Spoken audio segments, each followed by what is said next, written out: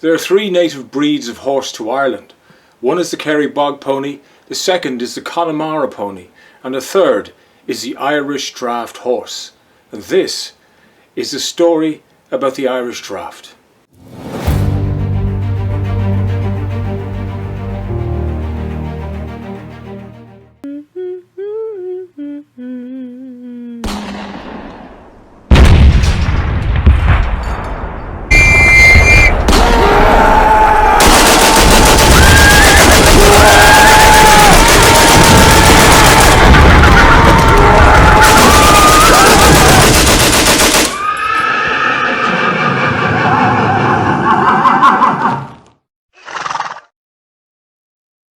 Hello everybody and welcome. We are a group of Kildare enthusiasts with a passion for the Irish Draught horse. We're part of a countrywide organisation dedicated to preserving and promoting our national breed. I hope you find our video interesting. I hope you enjoy watching it as much as we've enjoyed putting it together. Thank you. King Henry VI banned the sale of Irish horses to the continent during the Middle Ages. It was said he didn't want his armies meeting them in the hands of his enemies. And so begins the origins of the Irish Draught horse. It is a versatile, powerful and athletic animal with substance, quality and above all, good temperament. The Irish Draught is the national horse breed of Ireland, which is developed primarily for farm use. It was the ultimate utility animal on the small Irish farm. It had to be able to plough a field, be ridden under saddle, hunt with the hounds, and take the family trap to church on Sunday. They were bred to be economical to keep, surviving on grass and gorse. At the beginning of the 20th century, the breed flourished, but numbers subsequently dropped as a result of losses during the Great War. The British Army, short of horses, went to the horse fairs around Ireland to buy them. Here, a horse is ready for loading on Dublin's north wall, the blindfold, to prevent any fear on loading. In France, there were no blindfolds. They were exposed to the terrible horrors of war.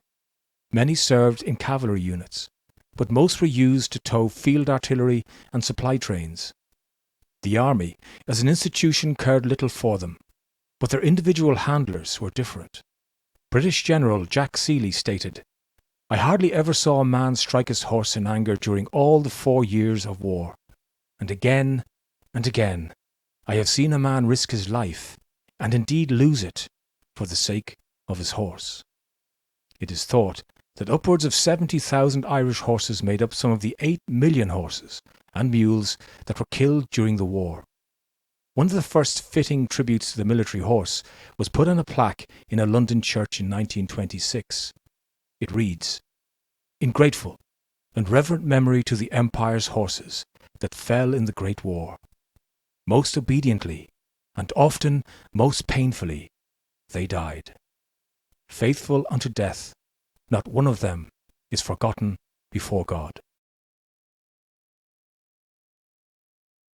As World War II raged, the Allies, unlike the German army, required few equines, and the Draught could go about its civilian work. Poet Patrick Kavanagh would remember the workhorse of 1938. Their gloss flanks and manes outshone the flying splinters of the sun. The tranquil rhythm of that team was a slow-flowing meadow stream. And I saw Fidia's chisel there, an ocean stallion, mountain mare, seeing with eyes the spirit unsealed, plough horses in a quiet field. But after World War II, this way of life was changing for them. 85-year-old Myles Wilson remembers the working horse around Dublin in the 1950s. But they were gaily decorated now with harness.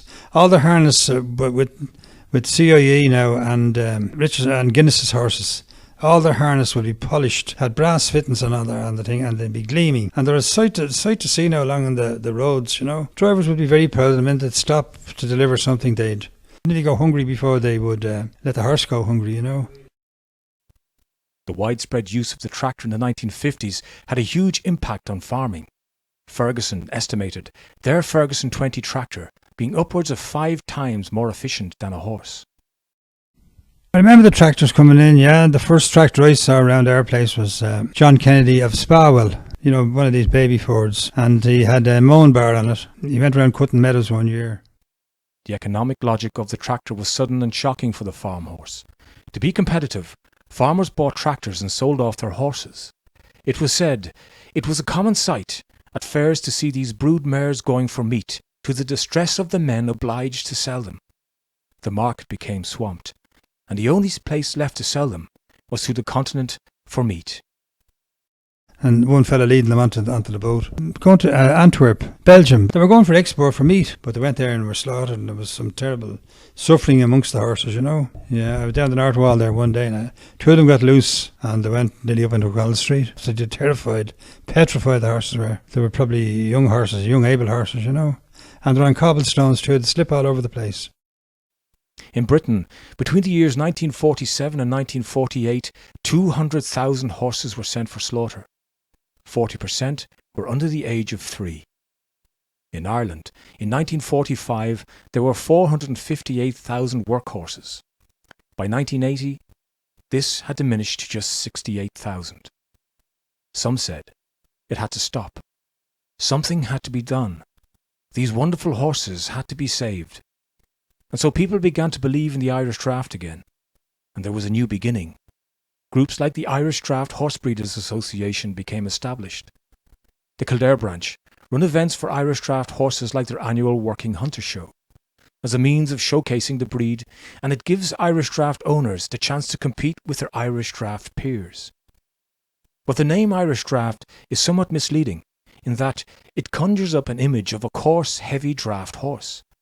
Peter McLaughlin of Ellistown, County Kildare, has produced Irish Draughts for decades. Now he drives them. He tells us more about the breed type. I'd like to describe my ideal draft, the traits that I like. Starting with the head. I like a medium sized head, not too large, with plenty of width between the ears. Going at the neck, I like a nice neck flowing into the shoulder, a nice slope on the shoulder. I like plenty of width between the front legs and a deep rib. And that's where your engine is. Going back to back, room for a full-size saddle with a little spare. Going on to the coupe, that's where the drive comes from. So you need a nice round coupe that'll push you forward when you're cantering and jumping. And going to the legs, nice straight front leg, should be down straight from the shoulder, with a good bone, but a short cannon bone. And the fetlocks, short fetlocks are short coupled. Going back to the hind legs should be slightly under the horse, with a good bristle, good hock going down to the pastern again, and good feet, good size feet. That'd be my idea of a proper draft. Of course, there is one final ingredient to the draft that makes it so special, which is so important for the everyday equestrian when it comes to even the basics of shoeing, loading and handling. And that ingredient is temperament. Because you need a horse that anybody can handle, from a child to an adult. You can bring them anywhere, in particular when you go out hunting. They can jump and stop, they can wait around, you can drive them, you can work them. They'll do anything for you. And that mare there now, standing there, she's a brood mare. She's normally out in the field, but look, when you bring her in, she'll stand around, wait for you, talk to you. And when you go hunting, they're always known as having the fifth leg. And the fifth leg means that when you jump onto a bank, they'll land safely and they'll get you off that bank safely. And that you get home safe, and the horse comes home safe, and you have an enjoyable day. That's what owned in a draft is all about. It is this temperament that makes them especially popular for crossing with thoroughbreds and warm bloods, producing the popular Irish sport horses, which excel at the highest levels of eventing and show jumping. The stamina, docility and good sense of the breed make it ideally suitable for all these disciplines. And so life goes on for the Irish Draught. Here, Sheog, Missy and Hero, of 3 generations, cross their pasture. And 10-year-old Owen competes at a side saddle event. 7 and 8-year-old Lear and Setanta patrol the streets of Dublin. And 4-year-old Baru clears his first show jumping round. 10-year-old Sullis is not ready for his close-up. 9-year-old Fionn heads out on a hack. And cool dude Jake takes morning exercise on Donabate Strand. The term cool dude is apt, as this Irish draft is 34 years old.